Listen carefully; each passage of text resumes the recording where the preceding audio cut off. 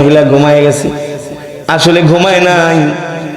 উম্মে জামিলের এবার তার মনের ভিতরে টেনশন হলো, প্রতিদিন রাত্রে আবু জেহেল রাত 2টা বাজে কোথায় যায় এটা আজকে ধরবো, কারণ প্রতিদিন রাত 2টা বাজে ঘুমের থেকে ওইটা বাইরে চলে যায়। আজকে উম্মে জামিল বলে আজকে চোর ধরবো। আবু জেহেল তুমি কোথায় যাও, আজকে তোমাকে বসতে দিব না, ঘুমের ভান ধরে চুপ করে থাকবো, যখন তুমি যাবা তখন তোমার পিছন থেকে জামার কালার ধরে টান দিব, যে চোরের মতো করে যাও। আবু জেহেল ঘুমের ভান ধরে আছে, উম্মে জামিলও ঘুমের ভান ধরে আছে। আবু জেহেল বুঝতে পারলো উম্মে জামিল মনে হয় ঘুমায় গেছে।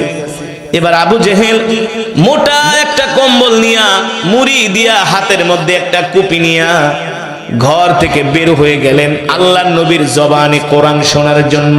আল্লাহু আকবার, জোরে বলেন আল্লাহু আকবার। এবার আবু জেহেল যখন ঘর